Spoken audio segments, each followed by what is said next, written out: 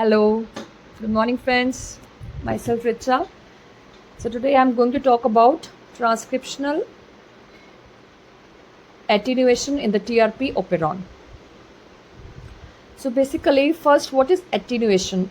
It is a secondary regulatory mechanism of the TRP operon, or you can say it is a fine tuning regulatory mechanism of the TRP operon. So, in this, the TRPL leader is basically this is the main thing which you have to remember. TRPL, which consists of 1, 2, 3 and 4 sequences here. So basically the attenuation mechanism make use of this signal encoded in the 4 sequences within the leader region. Right? So you can see here when the tryptophan levels are high, here the tryptophan levels are high, the ribosomes quickly translate sequence 1 here, right, and block sequence 2 before sequence 3 is transcribed. So that's why here the terminator sequence gets formed, or attenuator sequence, that is 3 and 4 is complementary to each other, so they can base pair. Either 2 and 3 can base that are complementary, so they can also base pair.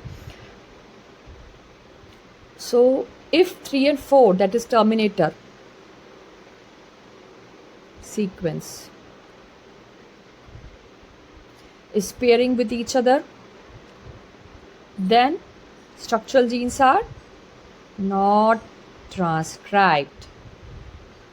And when the tryptophan levels are low, what happens? The ribosome pauses at the TRP codons in the sequence 1 here, and 2 and 3 here is the pair structure, right? So it prevents the termination. So it is called as anti-terminator sequence.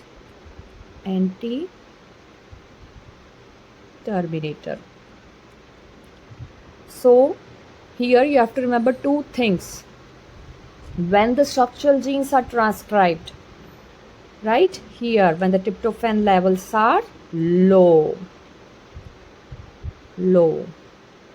then 2 is to 3 pairing happens. That's why it is also called as anti-terminator sequence. The structural genes are getting transcribed here. But when the abundance of tryptophan is there, so what will happen? Ribosome moves quickly through the leader RNA translation, and 3 to 4 basically sequence attenuator gets formed, or terminator gets formed. So it will the structural genes will not get transcribed, right? So here you can say cell can adjust tryptophan production precisely based on the amount of tryptophan in the environment. Either it can be controlled by TRPR or through the attenuation mechanism. If the TRPR is getting mutated, then the cell has another control mechanism that is called as attenuation mechanism, in which these all things will work.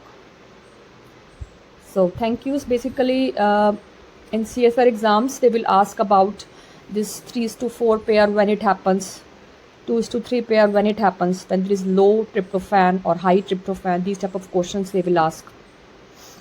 So thank you so much.